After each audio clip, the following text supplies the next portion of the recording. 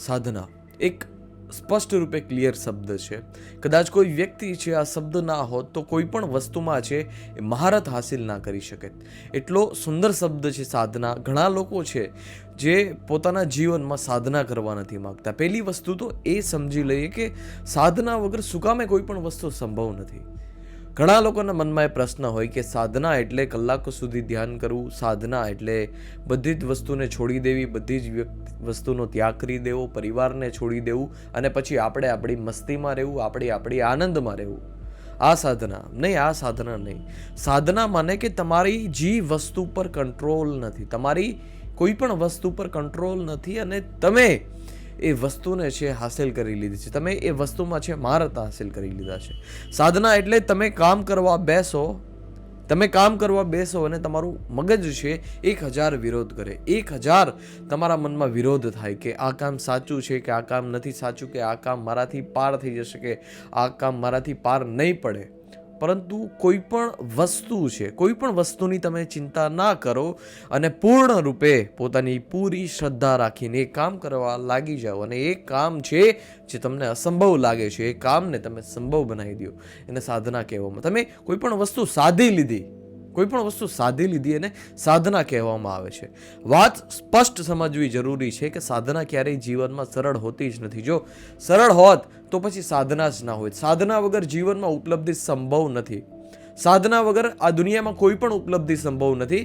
તમારે કોઈ પણ દુનિયામાં વસ્તુ મેળવવી હોય અથવા તમારે આત્મજ્ઞાન સુધી જવું હોય અથવા તમારે સત્યને કેન્દ્ર બનાવવું હોય તો ઘોર સાધના કરવી પડે. સાધના વગર આ દુનિયામાં કશી વસ્તુ સંભવ નથી. સાધનાને ખાલી એવું જ ના માની લઈએ કે એક જગ્યા ઉપર બેસીને આપણે ધ્યાન કરીએ અને બધી જ વસ્તુનો આપણે ત્યાગ કરી દઈએ. આ સાધના નહીં.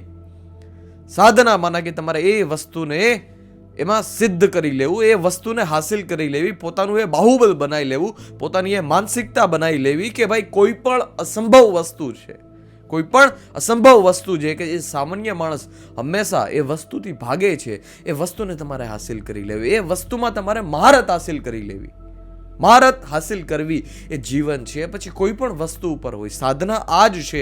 સાધના ક્યારે પણ જીવનમાં સરળ નથી હોતી. સાધના હોય છે કે તમે સ્વયં છે એ આગ બની જાઓ છો. તમારું આંખનું તેજ એ કક્ષા સુધી પહોંચી જાય છે કે તમે સામાન્ય માણસથી અલગ તરી આવો છો. સામાન્ય માણસથી અલગ તરી આવું, જીવનમાં એક એવો ઈગો લઈ આવો, એની વાત નથી થતી. અને એ જ્યારે આવે છે ત્યારે તો તમે ભ્રમમાં ફસાયેલા જ રહો છો. ત્યારની વાત નહીં, પરંતુ સાધના માટે 1000 વિરોધ થાય તો સહન કરી લેવાના છે. 1000 વિરોધ થાય તો સહન કરી લેવાના છે. પરંતુ જે કરવાનું છે, જે કેન્દ્ર સત્ય છે, એને પામવાનું છે. અને સ્પષ્ટ રૂપે સમજી લો કે ઘણી બધી વખત આપણે જીવનમાં કામ શોધવામાં છે, ઘણી બધી વખત અડચણ આપને થતી હોય. આપને ઘણા બધા એવા પ્રશ્ન થતા હોય કે ભાઈ શું સાચું છે, શું ખોટું છે. પહેલી વસ્તુ કે જ્યારે સાચી વસ્તુ મળે છે પછી બધી જ વસ્તુ ભૂલાઈ જાય છે. અને જો તમને સાચી વસ્તુ મળી હોય, તમે એમ માનતા હોય ને જો બધી વસ્તુ ભૂલાતી ના હોય, બધી વસ્તુ માને કે જે ફાલતુની જેટલી પણ વસ્તુ છે, તમારા મનમાં ફાલતુના જેટલા પણ વિરોધો છે કે આની જોડે ઝઘડો કરવાનો છે, આની જગ્યાએ વેર લેવાનો છે, આને પાડી દેવાનો છે, આનાથી તો મોટી વસ્તુ મારે આ લેવાની છે, મોટી વસ્તુ હાસિલ કરવાની છે, એની કાંઈ ઓકાત નથી કે મારી બરોબરી કરી શકે. આ બધી જ આ જે મનના અને જીવનના વિરોધો છે, આ વિરોધો જ્યારે કપાય ત્યારે સમજી લેવાનું કે સાચું કંઈક મળ્યું છે, સાચું મળે છે. અને દુનિયાની જેટલી પણ નાની અને ફાલતુ વસ્તુ હોય છે બધી જ વસ્તુ ભૂલાઈ જાય છે. પરંતુ આના માટે સાધના કરવી જોશે, આના માટે પરિશ્રમ કરવો જોશે, ધ્યાન પણ જોશે, જ્ઞાન પણ જોશે અને બધી જ વસ્તુ હશે તો જ એક બેસ્ટ ક્વોલિટી તૈયાર થશે. બાકી નાની નાની વસ્તુ ઉપર ક્યારેય તમારું જીવન જ્યારે બરબાદ થાય ત્યારે સમજી લેવાનું કે આપણે કંઈક માર્ગ ઉપર ખોટા છીએ. સાધના કરીએ જીવનમાં, જે વ્યર્થ છે એ બધી જ વસ્તુ નીકળી જાય ત્યારે માની લેવું કે હવે કંઈક તાકાતવાળું જીવનમાં પકડાનું છે. મળતા રહીએ હવે વિડીયો સાથે. ધન્યવાદ. જય હિન્દ.